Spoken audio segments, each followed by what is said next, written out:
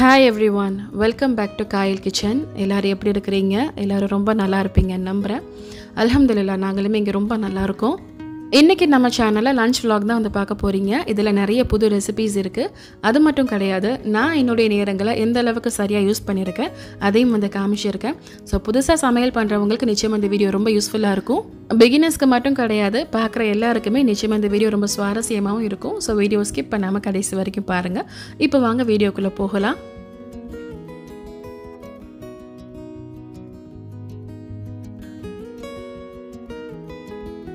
உங்கள் எல்லாருக்குமே நல்லாவே தெரியும், நான் எப்போவுமே கிச்சனுக்குள்ளே வந்து லேட்டாக தான் என்ட்ரி கொடுப்பேன். பட் அந்த அன்னைக்கு என்னவோ தெரில, கொஞ்சம் சீக்கிரமாகவே வந்து கிச்சனுக்குள்ளே வந்து போயாச்சு. போனதுமே என்னோடய வேலையை வந்து ஸ்டார்ட் பண்ண ஆரம்பிச்சிட்டேன். இந்த வேலைகள் எல்லாமே ஆல்மோஸ்ட் ஒரு 1.5 மணி நேரத்துக்குள்ளே நான் வந்து முடிச்சிட்டேன்.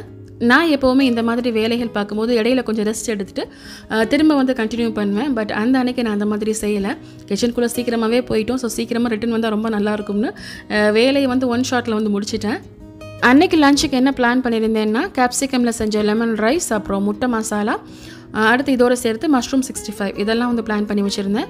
ஸோ ஃபர்ஸ்ட் வந்து கிச்சனுக்குள்ளே போனதும் இந்த லெமன் ரைஸ்க்கு தேவையான அரிசியை வந்து கழுவிட்டு ஊற வச்சுக்கிட்டேன். நான் எப்போவும் லெமன் ரைஸ் வந்து இந்த மாதிரி பாஸ்மதியில் தான் வந்து பண்ணுவேன். இப்போ ரீசெண்டாக வந்து ஒரு மஷ்ரூம் புலாவ் பண்ணுறதுக்கு இந்த பாஸ்மதி அரிசி வந்து யூஸ் பண்ணியிருந்தேன். இது யூனிட்டி அரிசி தான். ஸோ அந்த அரிசி வந்து மிச்சம் இருந்துச்சு. அதிலேருந்து சரியாக 2 கப் அளவுக்கு அரிசி எடுத்துகிட்டு கழுவிட்டு ஊற வச்சுட்டேன். நீங்கள் இண்டியா கேட் அரிசி வந்து யூஸ் பண்ணிங்கன்னா ஜஸ்ட் ஒரு 15 நிமிஷம் வந்து ஊறி வந்தாலே போதும். பட் இது போல் யூனிட்டி யூஸ் பண்ணும்போது கட்டாயம் ஒரு 1/2 hour வந்து ஊற தான் செய்யணும். ஸோ அரிசி ஊற வச்சுட்டு அந்த மஷ்ரூம் ஃப்ரை பண்ணுறதுக்கு மசாலா போட்டு வச்சுக்கிட்டேன். இந்த வீடியோ எடுக்கிறதுக்கு ஒரு நாளைக்கு முன்னாடி வந்து தொம்யம் சூப் பண்ணியிருந்தேன். அதுக்கு வந்து மஷ்ரூம் கொஞ்சம் அதிகமாக இருந்துச்சு. ஸோ கட் பண்ணி வச்சுருந்த மஷ்ரூம் அப்படியே கவரில் எடுத்து வச்சுருந்தேன். இப்போ அதில் தான் நான் ஃப்ரை பண்ண போகிறேன். இந்த மஷ்ரூமில் தேவையான உப்பு சேர்த்துட்டு மஞ்சள் தூள், மிளகாய் தூள், கொஞ்சமாக கஸ்தூரி மேத்தி, அப்புறம் கரம் மசாலா, சீரகத்தூள், சோம்புத்தூள் இதெல்லாம் போட்டிருக்கேன். அப்புறம் வந்து 1 டேபிள் ஸ்பூன் மைதா, 1 டேபிள் ஸ்பூன் அரிசி மாவு, 2 டேபிள் ஸ்பூன் கார்ன்ஃப்ளவர், அப்புறம் 1 டேபிள் ஸ்பூன் அளவுக்கு இஞ்சி பூண்டு பேஸ்ட்டு, கொஞ்சமாக கலர், இவ்வளோ வந்து சேர்த்துருக்கேன். இந்த மசாலா எல்லாமே உங்கள் தேவைக்கு ஏற்ற மாதிரி வந்து சேர்த்துக்கோங்க. இதுதான் வந்து சேர்க்கணும்னு கிடையாது, நம்ம வீட்டில் என்ன இருக்கோ அதையே வந்து யூஸ் பண்ணிக்கலாம். அப்புறம் கொஞ்சமாக தண்ணி தெளிச்சிட்டு பிரட்டி வச்சுக்கிறேன். ஒரு வீடியோவில் வந்து கோபி 65 வந்து பண்ணியிருந்தேன், ரொம்ப சொதப்பியிருந்தேன். ஸோ நிறைய பேர் வந்து டிப்ஸ் கொடுத்துருந்தீங்க. நான் தண்ணி வந்து ரொம்ப நிறைய சேர்த்து இந்த மசாலா எதுவும் வந்து ஒட்டாத மாதிரி வந்துருந்துச்சு. பட் இந்த டைம் நீங்கள் சொன்ன மாதிரி தண்ணி எல்லாம் ரொம்ப அளவாக சேர்த்து வந்து கரெக்டாக பண்ணியிருந்தேன். டேஸ்ட்டும் வந்து ரொம்ப நல்லா இருந்துச்சு. நம்ம எப்போவும் ஹோட்டலில் சாப்பிட்ற அந்த மஷ்ரூம் 65 மாதிரி நல்லா செம்ம கிறிஸ்பியாக ரொம்பவே எனக்கு ஆச்சரியமாக இருந்துச்சு. ஸோ நாம கூட இவ்வளோ நல்லா பண்ணியிருக்கோமேன்னு சொல்லி. ஸோ இந்த ரெசிபியும் நீங்களும் ட்ரை பண்ணி பாருங்கள்.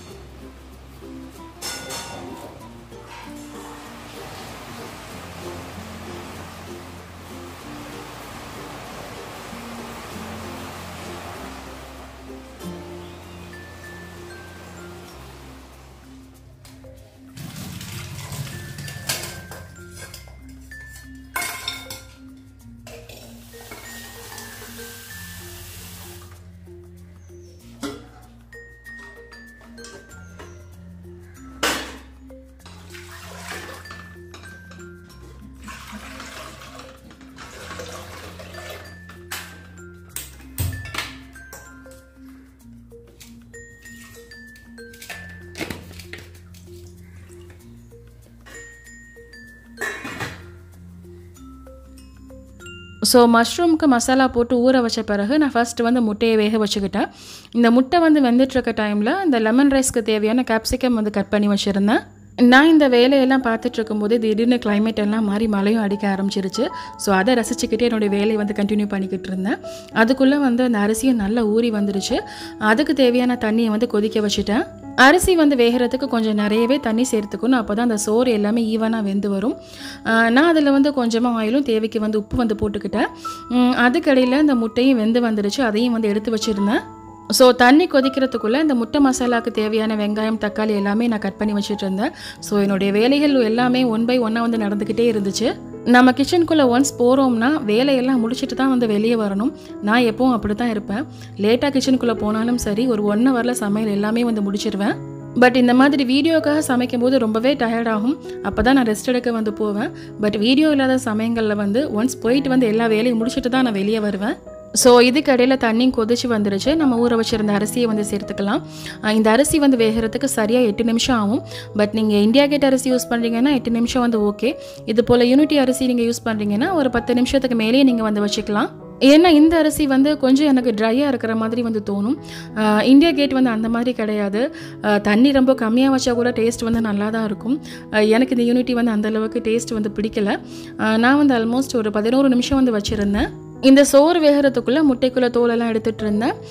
ஸோ நீங்கள் வந்து இந்தியா கேட் அரிசி யூஸ் பண்ணுறீங்கன்னா சரியாக 8 நிமிஷத்தில் வந்து ஆஃப் பண்ணிவிடுங்க. ரொம்ப குழஞ்சி போச்சுனாலும் டேஸ்ட் வந்து அந்தளவுக்கு நல்லா இருக்காது. இதுக்கு நான் சொன்ன மாதிரி 11 நிமிஷத்தில் வந்து ஆஃப் பண்ணிவிட்டு தண்ணியெல்லாம் வடிய வச்சு எடுத்துக்கிட்டேன்.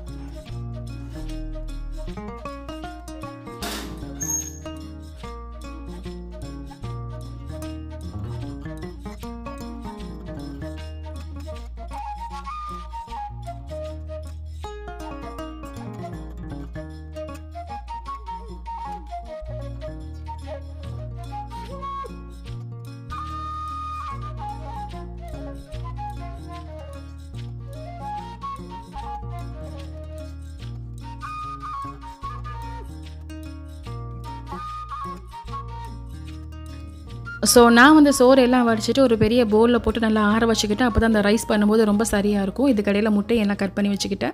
இப்போ இந்த முட்டை மசாலாவுக்கு தாளிச்சிடலாம். அதுக்கு ஒரு பேனில் 2 டேபிள் ஸ்பூன் அளவுக்கு தேங்காய் எண்ணெய் சேர்த்துட்டு ஒரு 1/2 டீஸ்பூன் அளவுக்கு சோம்பு வந்து போட்டுக்கலாம். இப்போ இதில் மீடியம் சைஸில் 3 பல்லாரி வெங்காயம் வந்து ஸ்லைஸ் பண்ணி வந்து சேர்த்துக்கிறேன். அதையும் சேர்த்து நல்லா வதக்கி விட்டுருங்க. இந்த முட்டை மசாலா வந்து நான் இந்த ரைஸ்க்கு வந்து சைட் டிஷ்ஷாக தான் பண்ணியிருக்கேன். நீங்கள் இதை வந்து சப்பாத்திக்கு கூட வச்சு சாப்பிடலாம், ரொம்ப நல்லாயிருக்கும். பட் யூஸ்வலாக இந்த மாதிரி லெமன் ரைஸ் அப்புறம் இந்த புளி சாதம் இதுக்கெல்லாம் கூட இந்த முட்டை மசாலா டேஸ்ட் வந்து ரொம்ப நல்லா தான் இருக்கும். இதையும் வந்து கட்டாயமாக ட்ரை பண்ணி பாருங்கள். ஸோ நாம் சேர்த்த வெங்காயம் எல்லாமே நல்லா வதங்கி வரணும். வதங்கி வந்த பிறகு தக்காளி பழம் வந்து சேர்த்துக்கலாம். மீடியம் சைஸில் 2 தக்காளி வந்து எடுத்திருக்கேன். இதுக்கு வந்து தக்காளி நல்லா மசிஞ்சு வரணும். ஸோ இதை வந்து ஸ்லோ ஃபயரில் வச்சுட்டு நான் வந்து லெமன் ரைஸ்க்கு வந்து தாளிக்க போகிறேன். ஸோ 2ஐயும் வந்து ஒரே டைமில் நான் வந்து பண்ணிகிட்ருக்கேன். இந்த லெமன் ரைஸ்க்கு தாளிக்கிற பேன் வந்து எங்கே வாங்குனீங்கன்னு சொல்லி நிச்சயமாக வந்து 4 பேர் கேட்பாங்க. ஸோ அவங்களுக்கு நான் இதிலேயே வந்து ஆன்சர் பண்ணிடுறேன். இது வந்து நான் சிங்கப்பூரில் வாங்கினது. இந்த மாதிரி லெமன் ரைஸ் அப்புறம் ஃப்ரைட் ரைஸ் எல்லாம் பண்ணுறதுக்கு ரொம்ப வசதியாக வந்து இருக்கும். ஸோ இப்போ தாளிச்சிடலாம். நான் அதுக்கு வந்து 4 டேபிள் ஸ்பூன் அளவுக்கு தேங்காய் எண்ணெய் சேர்த்துருக்கேன்.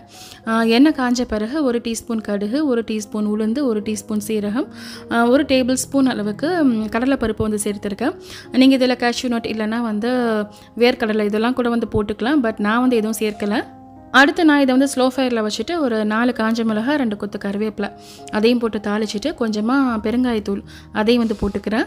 அப்புறம் சின்னதாக ஒரு பீஸ் இஞ்சியை வந்து குட்டி குட்டியாக கட் பண்ணி வச்சுருந்தேன், அதையும் வந்து போட்டுக்கிறேன். இது வந்து அந்த லெமன் ரைஸோடு சேர்த்து சாப்பிட்றதுக்கு ரொம்ப நல்லாயிருக்கும். அடுத்து 2 பச்சை மிளகாய் அதையும் வந்து கீறி போட்டுட்டு சின்னதாக 2 கேப்சிகம் வந்து எடுத்துருந்தேன், அதையும் வந்து போட்டு நல்லா வதக்கி விட்டுக்கலாம். பொதுவாக நாம் எப்போவும் லெமன் ரைஸ் வந்து ஆஸ் யூஷுவல் எல்லோரும் பண்ணுற மாதிரி வந்து பண்ணுவோம்.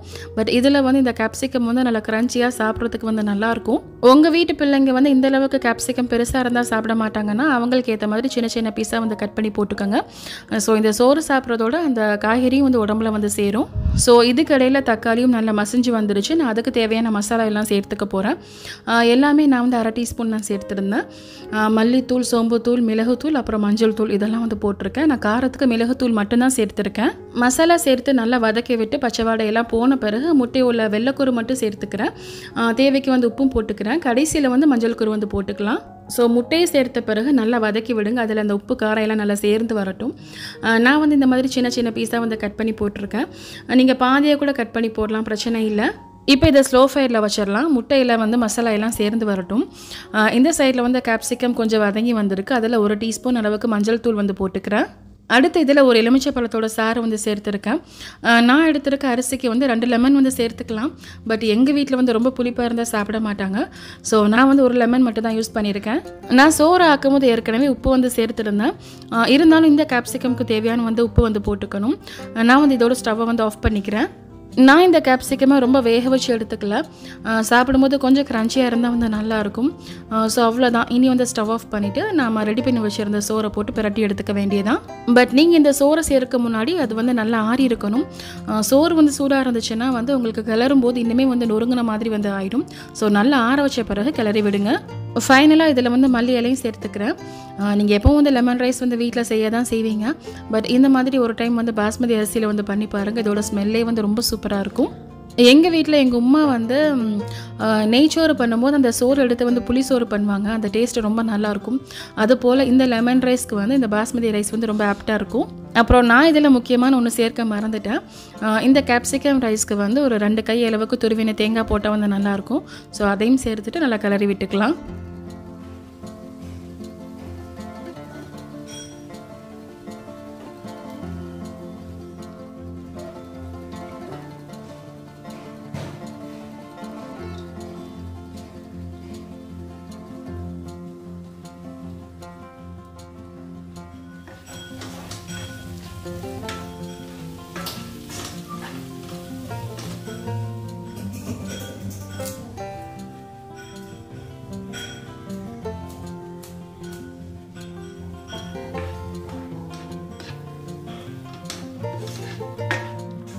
ஸோ அவ்வளோதான். இந்த முட்டை மசாலாவும் ரெடி ஆயிடுச்சு. நான் வந்து ஃபைனலாக கருவேப்பிலையும் கொத்தமல்லி இலையும் வந்து போட்டிருந்தேன்.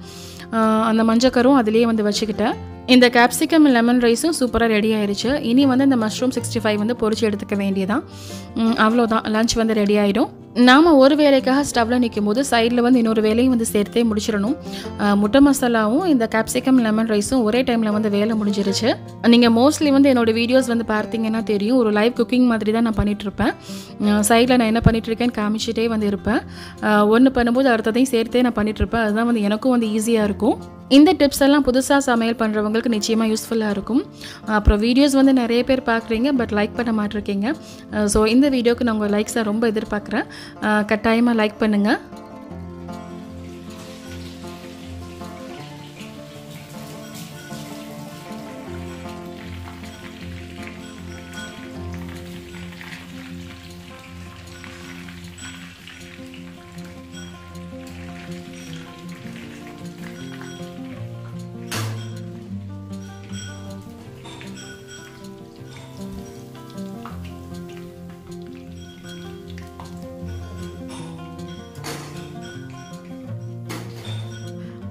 அல்ஹம்துலில்லாஹ் நான் எதிர்பார்த்த மாதிரியே இந்த மஷ்ரூம் 65 வந்து வந்திருந்துச்சு. இன்ஷா அல்லாஹ் இதே மெத்தடில் வந்து காலிஃப்ளவரில் வந்து பண்ணணும். உங்கள் எல்லாருக்கும் தான் நான் வந்து தேங்க்ஸ் சொல்லணும். நிறைய பேர் வந்து டிப்ஸ் சொல்லியிருந்தீங்க. ஸோ அன்னைக்கு வந்து லஞ்ச் இவ்வளோ தான். இந்த கேப்சிகம் லெமன் ரைஸ், அப்புறம் முட்டை மசாலா, முட்டை மிளகு மசாலானே சொல்லலாம், ரொம்ப நல்லா இருந்துச்சு. அப்புறம் இந்த மஷ்ரூம் 65. உண்மையில் எனக்கு எங்கள் உமாக்கள்லாம் வந்து சாப்பாடு நல்லா தான் இருந்துச்சு. பட் இதில் இன்னொரு விஷயம் கட்டாயம் சொல்லியே ஆகணும். எப்போவும் போல் அன்றைக்கி என் ஹஸ்பண்ட் வந்து அழுதுகிட்டே வந்து சாப்பிட்டாங்க, ஏன் இந்த மாதிரி பண்ணுறேன்னு. ஏன்னா அவங்களுக்கு எப்போவுமே வந்து எங்கள் ஊர் சாப்பாடு மட்டும்தான் வந்து பிடிக்கும். நான் வந்து ஃபர்ஸ்ட்டே சொல்லி வச்சுட்டேன், வீடியோக்காக நான் புதுசாக வந்து ரெசிபி ட்ரை பண்ண போகிறேன்னு.